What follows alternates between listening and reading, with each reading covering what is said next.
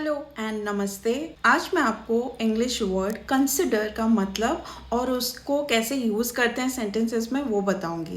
Consider जो word है day to day conversations में बहुत कॉमनली यूज़ होता है, तो आज हम देखेंगे कि इसको हम कैसे यूज़ करेंगे। कंसिडर का मतलब है समझना, या फिर हम इंग्लिश में ही बोलते हैं कंसिडरेशन में लेना, मतलब उस चीज़ को ध्यान में रखना।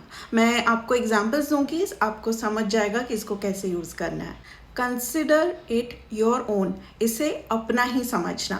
हम कभी कभी कहते हैं ना अपने दोस्तों को, या कोई गेस्ट आता है तो हम ये कहते हैं कि इसको अपना ही घर समझिए। So you can consider it as your home.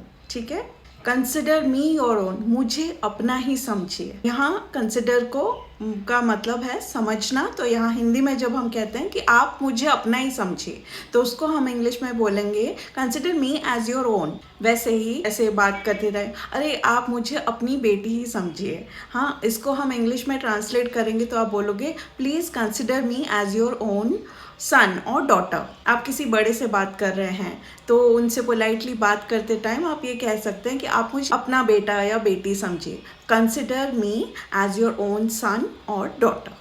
जैसे मैंने एक और एग्जांपल दिया, कोई चीज़ को लेके या घर को लेके या किसी चीज़ के लेके हम कहते हैं कि आप इसको अपना ही समझो, आप इस चीज़ को अपना समझो। अपने जो भाई बहन है उनके साथ कुछ शेयर करते तो हम कहते हैं कि अरे तू इसे अपना ही समझना, consider this your own, consider this place your own, consider this top your own. ठीक है, तो इसे समझो यहाँ।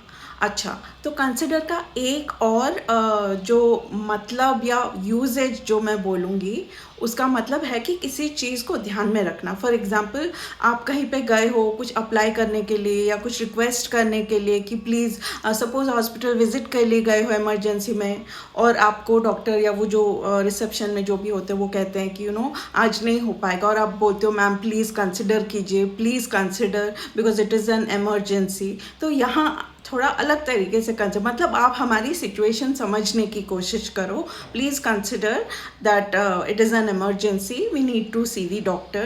तो आप इस तरीके से भी यूज़ कर सकते हो। आई होप आपको कंसिडर का मतलब समझ आया, और थ्रू दीज एग्जाम्पल्स आपको ये कैसे यूज़ करना है ये भी समझ आया। अगर कोई डाउट है तो मुझे कमेंट सेक्शन में ज़रूर बताइएगा।